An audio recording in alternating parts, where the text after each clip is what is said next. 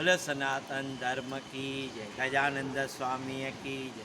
सभी भक्तों को बताते भरा चौराहे प्रतिवर्ष हर वर्ष गणपति की पूजा, गणपति मूर्ति की पूजा होती है। वो है 22 अगस्त शनिवार के दिन, माने एक दिन के बाद।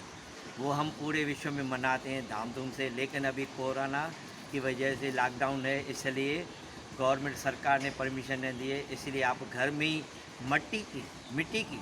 मिट्टी की गणपति लाएं, क्योंकि वो जल्दी विसर्जन में, माने वो टब में आप डाल के उसमें पानी में लीन हो जाती है। वो पानी आप पेड़ पौधों में, जो भी आपके घर के बाजू बाजू में सोसाइटी में, उनमें डाल देंगे तो उनको भी शक्ति, उनको भी जान मिलेगी, क्योंकि ये भी भगवान की लीला है।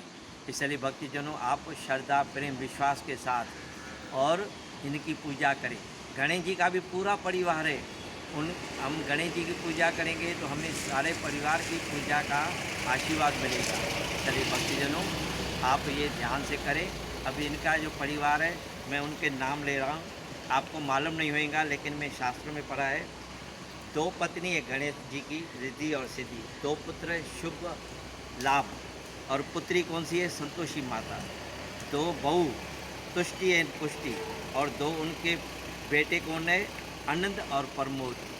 ये उनका परिवार है।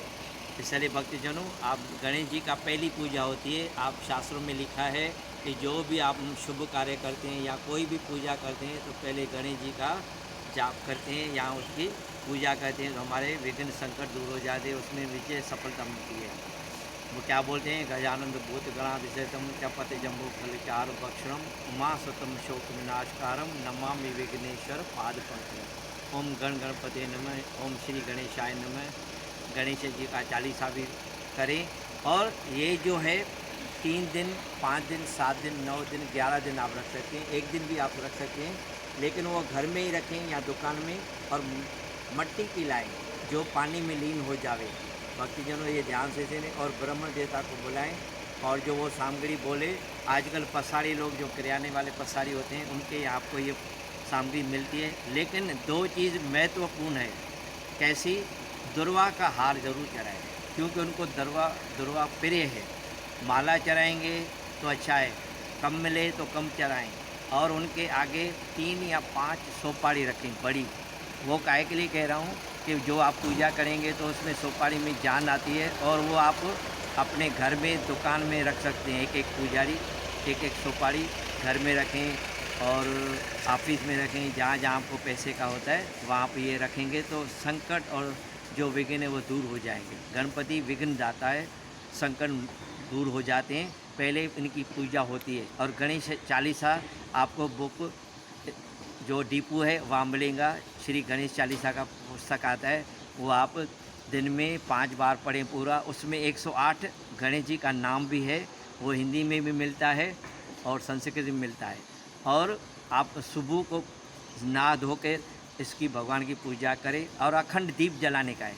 सरसों का तेल या तिल का तेल या देसी घी, जिसमें आपको रुचि लगे, जैसे भगवान आपको प्रेरणा करे। और इनको 21 मोदक चढ़ाने हैं। वो कैसे? 5 मोदक भगवान के आगे, 5 गाय को खिलाए, और 11 ब्राह्मण को देने का है।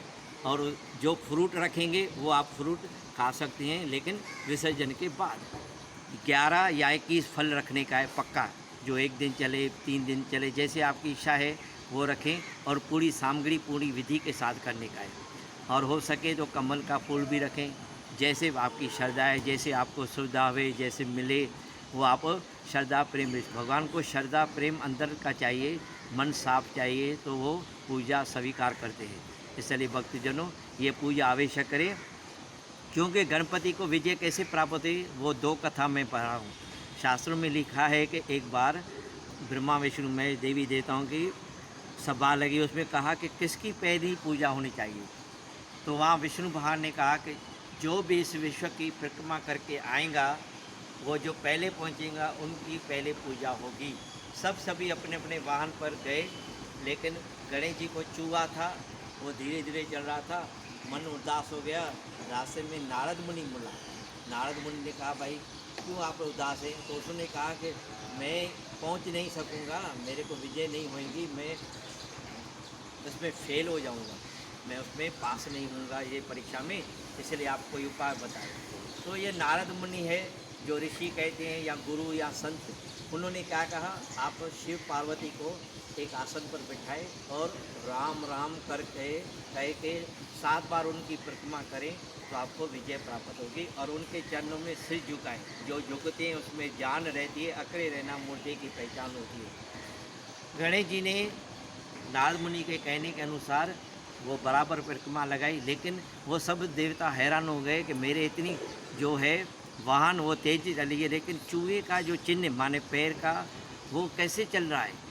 तो हैरान हो गए। पहले गणेश जी पहुंच गए तो वहाँ बोले भाई अभी गणेश जी की पूजा होगी। सब हैरान हो गए। तो उसने कहा कि मैंने अपने माता पिता को चरण से स्पर्श किया, चरण में धोया और राम राम का नाम जपया तो हमारी विजय प्राप्त हुई। तो देखो ये शिक्षा मिलती है कि जो भी माता पिता की सेवा उनकी आज्ञा में या गुरु के या संत के आज्ञा में, ब्राह्मण के आज्ञा में चलता है, उनको विजय प्राप्त होती है। उसी दिन से लेकर आज तक गणेश जी का पूजन होता है विश्व में। जहाँ भी आप जाएंगे पहला गणेश जी की पूजा होती है। और दूसरी कथा इस प्रकार है, एक बार शंकर जी मानसरोवर के पास गए नहाने के लिए, तो एक गुफा में ये पार्वती बैठी थी। वो भी नहाने के लिए तैयार हो गई। अपने शरीर से मैल जो था वो मैल निकाल कर एक बच्चे का रूप दिया और उसमें जान डालकर और उनको मुद्गर दिया। साथ में बोला अभी गुफा के बाहर बैठो, मैं नहा रही हूँ, जो भी आवे उसको आने नहीं देना। तो शंकर जी आए कुछ देर के बाद, तो उसने उसको बोला भाई मैं माता जी की आज्ञा है, मैं नहीं जाऊँगा। बोला मेरा घर है और आप कैसा बोलते हैं। बोला मेरी माता जी ने मेरे को कहा है किसी को आने नहीं देना। तो क्रोधित हो गए शंकर भगवान और उनको सर काट दिया। तो अंदर गए तो व्याकुल थी माता जी। बोला भाई दो थाली क्यों परसी है भोजन की। बोला मेरा एक बेटा बाहर खड़ा था ना, बड़ी वो रोने लगी, हाहाकार मच गया पूरा विश्व में, क्योंकि पार्वती आदि शक्ति है, माता है का रूप है। वो क्रोधित हो गई। तो भगवान शंकर विष्णु के पास गए, बोला वो कोई उपाय बताइए, ये तो माता रूठ गई है, इनका पुत्र गया है, मेरा भी पुत्र वही है।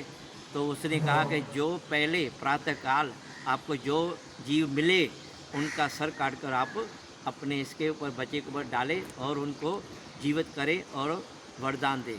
तो भगवान शंकर सवेरे सवेरे देखा तो हाथी का एक छोटा बच्चा था, उसका सर लाके इनके ऊपर रखा और मंत्रों के साथ उनको जीव दान मिला और उनका नाम गणेश जी बोला। और उनके बाद उसको ये विजय प्राप्त हुई। तो अंदर गए, दोनों ने खाना खाया भोजन।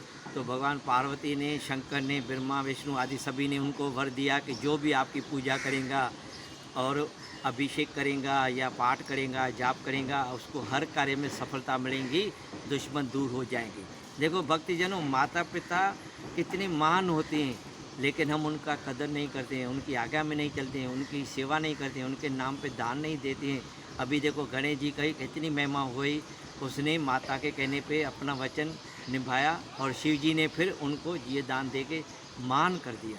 और इसलिए भक्तजनों आप ये कार्य करें, लेकिन श्रद्धा अपने विश्वास। अभी लॉकडाउन है, घर में ही करने का है, बाहर जाने की आवश्यकता नहीं है, क्योंकि परिवार में आपको जो शांति चाहिए, प्यार चाहिए और संकट दूर करना चाहिए, पैसा चाहिए, जो भी चाहिए, संतान चाहिए, वो सब पूरी होंगी। लेकिन आप मिट्टी की मूर्ति लाएं और घर में ही रखें, उनको घर में आनंद से परिवार के साथ वो दर्शन भी करेंगे बच्चे और पाठ भी होगा, पूजा भी, अखंड दीप भी जलेगा।